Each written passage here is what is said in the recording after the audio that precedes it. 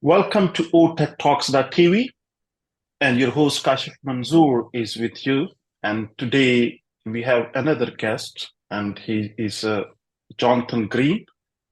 He's a best-selling author of 300 plus books and a celebrity ghostwriter.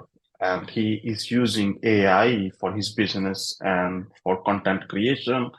And today we are gonna learn from Jonathan how we as a technology audiences or anyone who's working and want to learn about how to use and grasp the chat GPT to get some benefits or maybe save his number of hours. And so we have a Jonathan, and let me ask Jonathan if you can brief yourself to audiences and how they will know you, that what you are doing over the years. So if you can. Sure. Thank you so much for having me. My journey really started in online in 2007. So first time I wrote a blog post and just to kind of see what happens. And I thought nobody's ever going to see this. My understanding was, oh, a blog is a private diary. You just happen to do it through a website. And I had no idea that it would become really well known because it was a topic people were writing a lot about. And it began to grow. And over time, it got more and more well known, and it kind of changed direction of my career. I ended up writing a book based on that blog when a publisher called me and said, would you write a book for us? And it kind of changed my direction. So I left my old career behind. It was the right time as they had just fired me. So it wasn't the right fit anymore. And I just began trying different things online, trying to see what was possible with technology. There were so many things that I had no understanding of: how websites work, how search engines work, Mhm. how websites make money, no idea. And I just slowly built myself up creating products, writing books, creating courses over the last 13 years. And every couple of years, there's a shift in technology that changes the way everything is done, right? At first, Right. the entire internet was just AOL, right? In America, as in high school, America Online equals internet. And now nobody uses that service, right? It's completely changed. So then when I grew up, it was like Excite was the search engine. Then you'd use Dogpile, then you'd use Alta Vista. And then now it's all Google, right? And so everything Right. changes every few years. And when I saw the shift to AI over the past few years, until this year, last year, AI was just terrible. I was using a lot of AI tools, and at best, it could do the rough draft of a blog post, but nothing you could ever send out, nothing you could Mhm. send to someone else because it was always error ridden, factually, grammatically, structurally. So just this year, in January, with the advent of ChatGPT 3.5, the game completely changed. Suddenly, an AI could write something that was no longer nonsensical. It was more factually accurate, more logical, more interesting, and it could write things that I would actually want to read. So that's really when I began the shift. And I said, if I don't jump on this train, it's going to pass me by. And I really Mhm. believe that AI tools are going to shift from optional like they are right now to mandatory within 2 or 3 years. I think in a few years, if you're applying for a new job and you say, oh, I don't know how to use AI, I don't use those tools, you're out the Mhm. window. It's like an accountant that doesn't use a calculator or accountant that doesn't use spreadsheets. It's not really an optional tool. I think it's going to be mandatory within 2 or 3 years and maybe even sooner. Right. Right. So I think you rightly connected the dots how you started, and then where the tools are becoming now. So one thing is you're using the tools. Another question is if someone wants to know about you, what you're doing over the last 4 years. And that will give them more credibility that okay, this is how I'm using in my day-to-day life, or maybe I'm improving my business. If you can correlate with some examples, that will help me even to understand.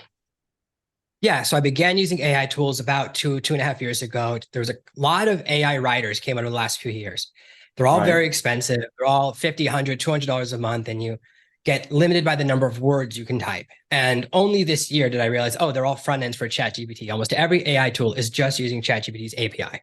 So Hmm. they're using another tool and then just doubling or tripling the price. So paying $60 a month when ChatGPT is $20 a month and it's unlimited. There's no word count limit. So as I was trying these tools, I was using AI writers, especially to write blog Hmm. posts, and they would always get really important information wrong. Like if you're writing a review of a product, it would always get the price wrong. It would get the different options wrong. So you'd have to do a lot of fact checking. And the best it could do is an outline. Now, it was great at writing an outline. So for an idea for a blog post, you get a good rough draft and it would shorten the Hmm. process, but you'd still have to rewrite everything. So in my own business, I began using ChatGPT and Midjourney for text generation, art generation extensively about 8, 9 months ago. It became a major part of my Okay. business. Now everything I do, every time I design a book cover, every time I edit a book, every time I'm cleaning up a transcript, every time I interview someone, I'm turning that interview into a chapter for a book. I use ChatGPT for that entire process. All of my book covers now, instead of using a stock photo site, I use Hmm. Midjourney to design exactly what I want, and I can modify and tweak it. And they keep adding new features that make them better and better. So I was using secondary tools, but Midjourney just keeps adding features that make it better and better. So nothing else can really compete. And that really has become the centerpiece of my business. So every single thing I do, just yesterday, I was writing a landing page for a new piece of software I built. And I was like, oh, I don't want to write the copy. It'll take me 2 hours. I had ChatGPT write it, and it took about 7 minutes. So it saves a Right. massive amount of time because it just does everything faster. The best way to think of it is just an accelerator. It doesn't replace you, it just gives you superpowers. Okay. Now, as your profile mentioned that you wrote 300 books, and those books are primarily, I mean, it varies different subjects, topics, or are you publishing with your name, or how we name it? Sure. I write under 5 different names. So I have Okay. my main brand, which is my name. I write fiction under one name. I write romance under another name. I do personal development under a different name and parenting under another name. So for different topics, for example, one of my biggest successful books was about potty training. I had to write that under a woman's name because no one wants to learn potty training from the dad. They always want to learn from the mom, even though I potty trained my kids. Hmm. So sometimes you have to do those things. And then for clients, I've written a large number of books in other categories. I've written a lot of health books. I've written a lot of books that have to do lots and lots of medical research. So that kind of became how I got really well known, is that I could write a lot of book with tons of references. Because for every claim you make for any type of medical product or book, you need to cite two Right. different studies. And I was very good at doing that. So I kind of built a reputation writing books for other people. So I've written books in the dating space, I've written books in the health space, anti-aging, hair loss, different medical problems and challenges. So a pretty wide variety of topics in the nonfiction area I've written. And a lot of those books were in direct response, which means you buy it from a website for like $50 or $60. Only in 2016, 2015 did I start putting books on Amazon. So now you can buy books from me for $7 instead of $70. Hmm. Right, right. And how you switched into that writing or helping books? I mean, how you transitioned to this type of profile or business, or how, as an independent or one man, how you're managing such work of. So I began writing books in 2010 when I got called about my blog and someone said, would you write a book for us? I didn't even know that was a Okay. thing. I wrote that book for direct response. So that book is $67 instead of $7, sells copies every single day. And I said, wow, this is an amazing world. And other people heard about that project and said, would you write a book for us? Would you write a book for us? So I started writing books for lots of different people in the direct response space. And it just basically, I'm very fast. And I developed that reputation of, if you have an emergency planned a product launch and then you don't have the product, you can call Hmm. me. So someone called me and said, hey, we had a book written. It's coming out in 4 days. The author completely messed up. Can you write it and get it done, ready to publish in 4 days? And when I did Hmm. that, the book was really good, massive success for that company. It kind of just continued to bring in more and more clients. Now, my books in the past, up to about 2016, 2017, there was a lot of direct response books, really long educational books, and driven by solving a problem, right? It would be solving a specific problem, like how to deal with diabetes, how to do weight loss, something Hmm. specific like that. Since then, as I started publishing my books on Amazon from 2016 forward, now my clients are people who have a story they want to tell, but they don't have the time or the skill to turn it into a book. So I either Hmm. coach them through the process if they've already written some of it, or I just write the whole thing for them and take their story by interviewing them and convert that into the format of a book, because I have so much experience, but it's really their story that becomes the book. Right. So, I mean, it's become now a service, as a service providing to different people, right? So how you can scale it? You're one man. Sure. So I take 3 clients a year, Okay, all and I right. get paid a lot of Mm-hmm. money. I get paid Mm-hmm. enough money that I don't have to do anything else for the rest of the year if I don't want. So those Mm-hmm. 3 projects cover all the costs of my family for an entire year. So I don't need to take on a lot of clients. When I started out, it was very cheap. Mm-hmm. As you write enough bestsellers, develop a reputation, the price can go up because people know you're one of the best in the business. So my reputation precedes me. I don't actually pursue clients. I haven't actively reached out or asked someone if they want me to write their book in probably 6 or 7 years. I Mm-hmm. get emails or phone calls a couple times a month from someone, hey, do you want to work with me? So I get Mhm. enough outreach towards me that I don't have to pursue clients anymore. Mhm. Okay. So, let's run through as an example. I'm writing blogs maybe last 7, 8 years, but it's not quite frequently writer. Similarly, the podcast not a frequent one. It's like a side project for me that whenever I write it. But I realized it. I work in a technology space, and I realized it that when you write something, you learn better, or you spend a lot of time on it, and then you do the research, and that gives you the output out of it. Now, take an example of that, or from the audiences, someone works in a technology space, and as now the job market is growing, I mean, different expectation that someone should be starting writing a blog or technical articles, or how he can differentiate himself or her. Sure. So whenever I work with someone, the first thing I say is, what's your real goal? And most people, there's a couple of goals they choose from. The first is they just want to tell their story. They don't care if anyone reads it. I'm a Mhm. pure artist, right? I don't want anything to do with my art. I want to make a painting. I don't care if anyone buys it. They're pure artists. The next Mhm. person is someone who they're I haven't had a lot of these clients. The next type of client is someone who like they just want a type of immortality. For example, I had a client who wanted me to write a biography of his father. Really Mhm. exciting project, a lot of pressure on me because you have to tell it perfect when it's someone's dad. You know what I mean? It's a lot of Right. pressure, but it came out. The next category is someone who wants to increase their business in some way. So this might be someone who wants to increase their authority and their Mhm. respect so that more people want to do business with their company. So the book doesn't directly generate clients, but it generates the authority. So people go, oh, you wrote that book. I want to work with you. Right. The next category is someone who wants to speak from stage. So they Mhm. want the authority, but for a specific purpose. Oh, I want to speak. I want to do a TED talk, a TEDx talk. I want to speak at more conferences. There's Mhm. people that want to be on the speaking circuit, right? They want to speak at a new conference every week and have an audience watch them, and they want to get paid to give their talks. The Mhm. final category is people who want to use the book specifically to grow their business. So they want someone to read the book and then buy their service or product. Mhm. So once I figure out where someone is, each of those books I write in a completely different way because I Mhm. know, let's say you want to speak at a Tony Robbins event. He's not the one who reads your book and recommends you, right? It's his assistant. Someone on his Mhm. team reads it. Same thing if you want to speak at corporate, slightly different. It's never the head of events who chooses at corporate, right? It's their secretary who reads the book and goes, oh, this person wrote a good book. You should hire them. So I know that going in, when I'm strategizing the book, what seeds I want to plant, right? Because if I say, oh, I have a course, I have a course, I have a course throughout the book, you're going to expect a course at the end, not expect me to go, oh, I do corporate speaking gigs. So I do embed within the book knowing that. So knowing the end is the first part of the process. You have to know what you want. So if you just want to establish authority, that's great. We want to really focus on a book that demonstrates the right level of authority. The second element is a lot of people think it's about showing how smart you are. Nobody Right. cares how smart you are. People care Mhm. if they like. Mhm. There's a reason if you see an expert that's like on CNN and then the expert speaks on Fox News, no one watches, jumps and follows the expert, right? They follow whichever reporter they like. And the reporter's not the smart person, they're the likable person. So I know that the most important thing for me when working with a client is to eliminate the things that make you unlikable. Mhm. I have to twist certain things. For example, I was working on a project where we did an interview with someone whose father had given him $500 million to start a business. Mhm. It's very hard to like someone like that, right? They got Mhm. handed everything that's $500 million from your dad when you're 24, goes, hey, start a business. Here's $500 million. Mhm. That's automatic. We don't like a person like that, right? And he told this joke that was so good, it changed everything. And he said, a lot of people think my dad gave me the money to start my first business. He didn't. He gave me the money to start my second business.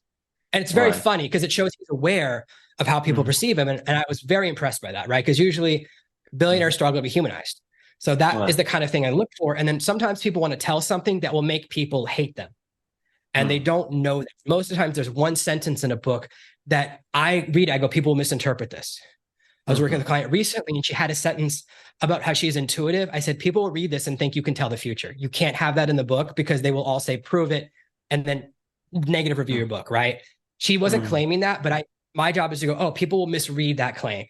I said, if Right. you want to put that in the book, that has to be the book has to be about that, right? You can't make a Mhm. side note in a book Mhm. about computers and go, oh, I can see the future, but this, right? You'd expect, no, don't jump past that. That's the story, right? So Mhm. I had another client who wanted to include that he left his fiance at the altar and decided not to marry her. And he's like, that's an important part of my life. And I said, that's an important part of your life if you're Darth Vader. Only the villain leaves the other person on the day of the wedding. There's no way you're the good guy, the hero of the book. I said, people will hate you. And sometimes your story is important to you, but you don't realize how other people will see it. There are certain parts of your story that sometimes don't make sense. So I've written a lot of different books, and each of the books about me, I include a different facet of my personality, a different story from my life. And you don't have to put every single thing that ever happened to you in your book. People don't want to read a biography. They want to hear your stories, but leading to a specific point. So a lot of what I work with people is figuring out what's the interesting part of them and get rid of the boring, because it's very easy to write about yourself and be boring because you can't tell what's interesting. Sometimes people write a book and it sounds like they're telling a dream, and there's nothing worse than someone telling you their dream. It's the most boring thing someone can do because it didn't really happen. It's an imaginary story that they're going to forget tomorrow. There's no point. So my job is to pursue the interesting, go, wait, that's the interesting thing. Tell me more about that. So that's really the skill I bring when working with a client, is I can tell what's boring and interesting and what could be misinterpreted. Those are really most important skills I have. Okay. So that's about your skills. Now, if someone wants to start writing and he want to capitalize on his knowledge or expertise to start building maybe authority. So what is some short framework or maybe a roadmap how he should be starting up, or I should be taking it up? Sure. The very first chapter needs to be, what's the worst thing that's ever happened to you that you're willing to put in the book? You take that story, whatever it is. I almost got run over. I fell out of a tree. My parents couldn't afford to take me to the hospital. My dog died. I was in a truck that flipped and was about to catch on fire and thought I was going to die. If you tell that story, that's the start of the book. You then cut that story in half. First half at the beginning of the book, second half of the story at the end of the book. People will read the entire book because they want to find out what happened in that fire, right? They want to get to the end of the story. It's like at the beginning of movies when they show the action scene and then they go, woo, back to the beginning. You go, oh, I'm going to watch the movie. I want to get to that action scene. Right. That's how you start the book. The second chapter is why you should read this book. What is your benefit? By the end of this book, you will be able to jump 2 inches higher. You'll be able to read 2 times faster, whatever the benefit is. Because people are narcissists. They have to know, why should I finish reading the book? Chapter 3, why should I listen to you? This is very, very important. Are you an expert? Do you have like a doctorate in your field? Have you done a bunch of research? Do you have a personal story? This is a story of my journey of going from poverty to paying off my debt. That's your story. Or it can be about, oh, I've helped clients do this. I've helped 10 people become wealthy. Whatever, that's the third chapter, right? So it's introduction, excitement. Then it's how your life's going to get better. Then it's why you should listen to me. And then from there, what you want to do is tell just want to teach 3 lessons. What are the 3 biggest mistakes people make in your business? So you could say the 3 reasons people fail at keto, or the 3 keys to succeeding at keto, or the 3 reasons people always make mistakes on their spreadsheets. The 3 biggest spreadsheet mistakes. Because people go, oh, I don't want to make those mistakes. So you're either teaching them something to avoid or something to pursue. So that's really the critical structure. And then the second half of the book, you can either do 3 good things and 3 bad things, like 3 keys to success, 3 things to avoid. And then you just bring it home. The second to last chapter is kind of closing down and saying, so you've learned all these things, and now you have to think about how you're going to apply in your business. And the final chapter of the book is you're going to conclude that story. You're going to say, this is a dialogue, not a monologue. Here's how you can contact me. I'm reachable. This isn't the 1800s. You can actually email me and I'll write you back. You can message me on Twitter. I'll message you back, right? Because you want to create engagement so they don't forget you. And then finally, you want to have the call to action. Come visit my website, join my mailing list, follow me on Twitter, download this free gift, whatever the thing is, you tell them to do that. And if it's fiction, right, you go, oh, and I have another book coming up. Here's a free chapter of the next book. So in fiction, you want to read the next book, and in nonfiction, you want to get them out of the book world. So that's really a very simple structure for a book that works every single time. Okay. And very good. I think, and that's very well explained structure for anyone to writing a book. The key question will come in my mind: how he can show that? Is it important to show credibility, or is it can be just a personal story? I mean, how someone need to show? Sure, great question. Here's the level you have to demonstrate. This is, I'm an expert. You don't want to do this. People don't like experts. It's off-putting. Nobody wants to be friends with Stephen Hawking because you're afraid you'll look dumb. What you want is to be here. This is idiot. This is not an idiot. Okay. As long as you're above idiot, you're golden. And it's actually better to be closer because people are afraid to ask really smart people questions. So you don't want to appear too smart because it doesn't benefit you. It's counterintuitive as it sounds. So you want to focus more on likability than you do on education. That's why you only teach 3 things. Because you also don't want people to go, oh, I know, I've read this book. I know everything Jonathan knows. I don't need to read anything else from him. I've reached the totality of his knowledge. Your book should not be your magnum opus because that will also be the end of your relationship and you won't create a customer or client or get the speaking gig. So instead, focus on likability. Here's how you make people like you. I understand how you feel. I've been where you are. I can help you get out. Right. Example, I've just lost a ton of weight. Today, I hit a massive weight loss goal. I've lost 33 kilograms, which moves me from obese to overweight. Today, I crossed out of years, 10 years of obese. Really big moment. I don't want to learn about weight loss from someone who's always had a 6-pack, right? If someone's always been skinny, hey, you don't know how I feel. Right. I would much rather, and I do. Who do I follow? I watch a lot of videos to stay motivated. It's always by someone who's fat and not fat anymore because they know how I feel. This is the secret to Oprah Winfrey's success, right? She goes, I know how you feel. She's a billionaire, right? She doesn't know what it's like to be poor anymore. It's been 40 years, but she can make you feel that way. She goes, I know how you feel. And though she has cool phrases like, we speak your name. It's kind of a meaningless sentence, but it sounds like, oh, I know how you feel. I know you want to feel significant. So if you can demonstrate to your reader that you actually care about their success more than yourself, they're really going to like you. Instead of, it's like if you use really big words and they get confused, they will hate you. I got a really bad review in my book recently because I used the word call to action. He goes, I didn't know what it means. Now I put, if you double click it in Amazon, it shows the definition. I added it to the dictionary inside the book. And I looked, the sentence does explain what it is, but it was an unfamiliar term to this person. So he got mad, totally legitimate. If you use a term people don't understand, and I think he had the written version. That's why he didn't know you could click on it to get the definition. Of course he's mad at me. Why wouldn't you? Because I made him feel stupid. He had to go to the internet and search what's a call to action. So anytime you make the reader feel stupid, they will never forgive you. And it's easy to make that mistake by using insider language, technical terms. And you forget that you're doing this. And every culture has kind of language that lets you know. Police, the way they talk to each other, they can be out of uniform. They can recognize each other because they use certain terms, right? And they know what all those number codes means. In the same way, military always recognize each other. Military knows military, and they can always tell when someone's fake military because they have so much culture. They've been through boot camp together. They have the language together. I worked on an ambulance in college as a medic, and we said things you would never say outside of an ambulance because we dealt with death and really scary things every day and people in really bad situations. You cannot make a mistake. There's nothing more pressure than when you have 8 minutes to keep someone alive. It's a massive amount of pressure. And so you tell jokes that are very morbid and use a lot of insider language that people outside wouldn't know. It's how we can identify each other. And it's why you can talk to police or firemen. They go, oh, you're part of our culture because you're a responder. You're in a different category, but there's some things we'll talk to you about and some things we won't. So you get, and language is how we do that. Language is the same thing for people like certain types of music, right? Oh, I only listen to dubstep. I listen to hip hop, and they use special terms to create a wall so they have a sense of community.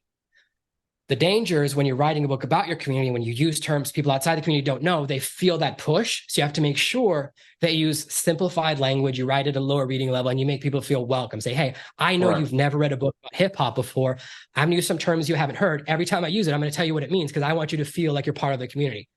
That will make people like you because you understand they want to learn, but they don't want to feel stupid.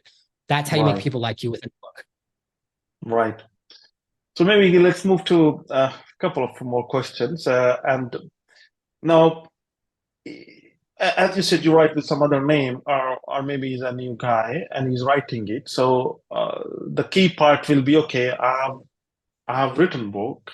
Now, how I'm gonna market it, or how I'm gonna make it that it should be sellable. So any pointers or insights on that one for a new one who's going to just want to? This is harder than the writing of the book. Everyone thinks I finished my book, work is done. No, it's not. You upload your book to Amazon, no one cares. Nobody wants to be the first person, right? Imagine you go, oh, I've invented a new medicine. Do you want to be the first person to try it? No way. What? I don't want to be the human trial. Nobody will buy a book or buy a product that has no reviews. No one wants to be first. So the hardest part, and about 90% of authors never get a single review. Not one. They can't get a single review for their book. And that's tough So you have to overcome that hurdle. So you have to get 8 reviews on Amazon because Amazon's the biggest book platform. Once you have 8 reviews, it doesn't matter because Amazon, when they're showing a product, they will show a maximum of 8 reviews. They will never show 9. So if you have 6, people read the page and go, something feels like it's missing. They won't know. They won't be able to describe it because they haven't thought about it, but they won't buy. So once you hit 8, you're golden. Once you hit 8, the page looks proper. So your next step, and to get reviews, don't ask your friends and family because Amazon will delete those reviews.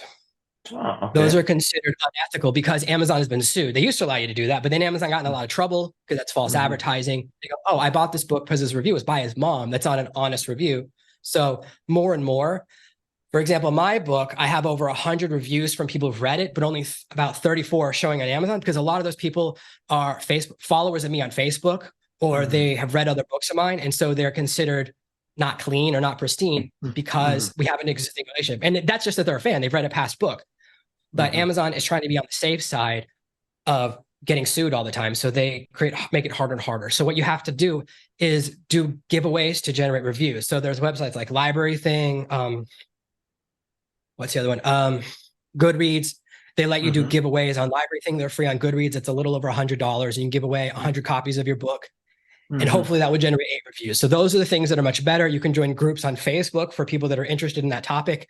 And you have to build up a relationship in those groups. You can't just say, hey, here's a free book. They're going to go, well, I don't know you. Why would I read your books? You have to, in those areas, develop a little bit of relationship.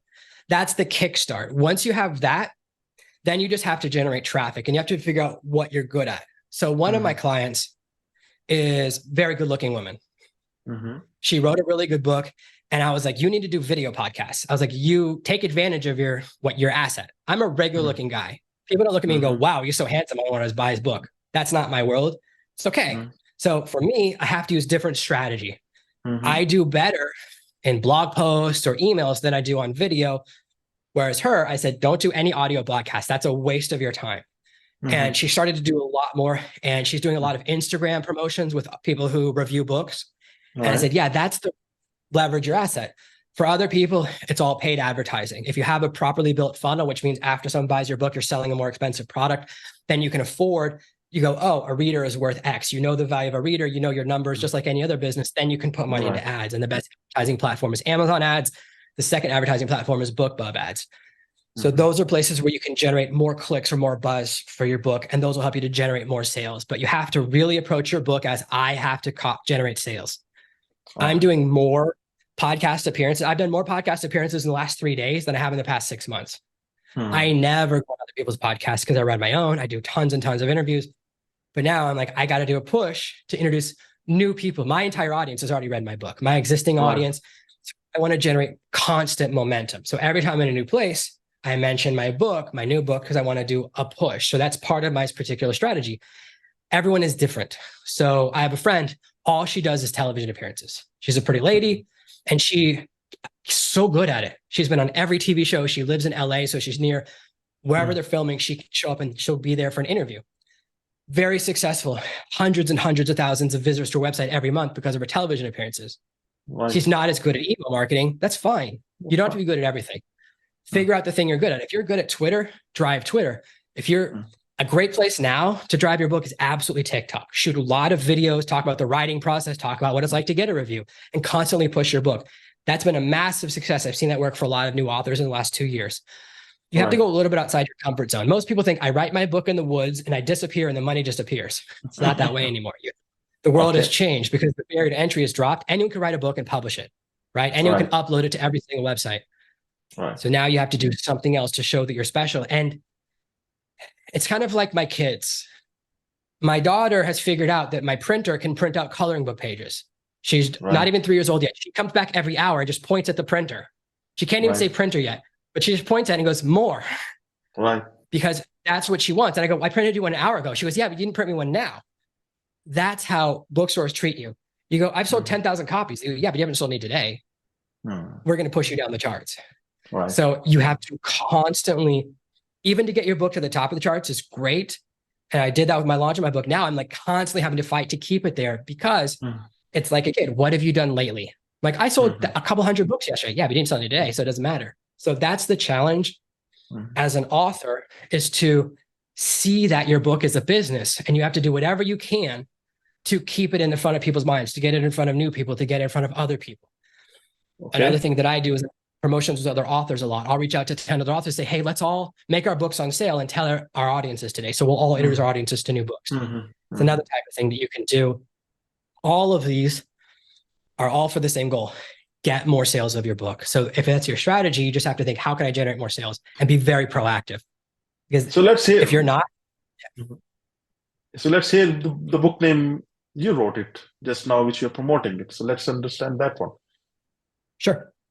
So my new book is called ChatGPT Profits. I launched it the beginning, I think it was the end of June. I think it was the last week of June. And then that week, Amazon announced Prime Day was July 10, 11, or 11, 12, something like that. So about 2 weeks later. And I said, oh my gosh, this is an opportunity. First phase, I have to get to 8 reviews. Once I got to 8 reviews, because I put out early copies a month early to get early reviewers. I've been very proactive with that. So I had the reviews the first week. So I reached out to, I emailed thousands of authors. And I said, hey, I'm running a promotion. We'll all make our books 99 cents on Prime Day, and we'll all promote to our audiences, whether it's a podcast, whether it's a blog, whether it's a mailing list or social media, whatever audience you have. And we push, I think we sent 100,000 visitors to a page that just had a picture of every book cover, a link to every book.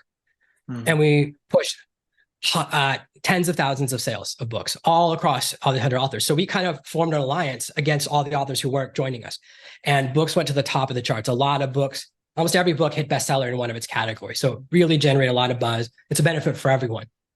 So that's how I generate momentum. My book got to the head of every single category I'm in, very, very high in the charts. But now, okay, it jumps. But then over time, well, that audience has already bought it. I have to generate more sales, more sales, more sales. So I run ads. I'm doing a lot of appearances. I build it into my marketing funnels that I constantly mention my book in different ways. The audiobook is about to come out. The narrator just sent me the book actually right before this call. I was in the process of loading it into my transcription software so I can compare the transcription of the audiobook to the original book to see how it matches so I can go through it quicker. And then you can go, oh, there's another push. You can give away free copies of the audiobook to generate a little bit more momentum. So there's always more things that you can do. And you just have to go, what's a new idea? What's something I can try? Not everything's going to work. Okay, but so some things. What we can get out of the book? I mean, what are the 3 things? Sure. Okay, ChatGPT Profits. Yeah. ChatGPT Profits is specifically designed to show you how to make money using ChatGPT. So it shows you exact prompts that I've used that have generated revenue for my business. And it's completely built around that core concept. So the first thing that you'll learn is kind of how to be faster, how to think faster, how to ask questions. The second thing you'll learn is specific ways to make money. For example, I show you exactly how to write a blog post. I show the 13 prompts in a row to write a blog post that will pass every Google SEO test and rank. So I show you that exact process from A to Z. You go, oh, now I know how to do this. I also show you how to deliver services. So you can say, hey, I'll edit your podcast, and you can do it doing AI, right? So there's ways to do that. I show things like that using ChatGPT. So how to edit a book using ChatGPT that looks perfect grammar, perfect structure. The customer's happy. You did the process. They don't care what tool you used. The third thing you learn, the third section is how to understand the psychology of ChatGPT, what it can do and what it can't do, why it lies to some people and how to make sure it never lies to you, and how to develop your own prompting structure. So I teach, you can teach ChatGPT to be a specific person, and it will then limit its data set to just that person. So now you're limited to just a really good author or just a really good scientist or just a specific historical figure, and you can interrogate or ask questions of that figure and learn from them. So those are the 3 things you learn, kind of how to be faster, how to make money, and then advanced. And if audiences want to reach out to you or to get your book, so where they can reach out? Maybe the last question. Sure. Yep, great question. If you go to servenomaster.com, if you Google Serve No Master, every result is me. It's either my blog or my podcast or my book, Serve No Master. Or if you go to servenomaster.com/AI, that's all my information about artificial intelligence, the tools I'm using, the software I've built, and links to the book. Thank you so much. Great mentioning the tool. And I really appreciate joining the Open Tech Talks with us and sharing your knowledge, primarily writing books and how you can write it, not only write it, you can even a framework with including the chapters and how you can market it. That's really appreciate that will help a lot of people to get through it. Thank you. Wonderful. I'm glad it was useful. Thank you so much for having me. Thank you so much. Bye-bye.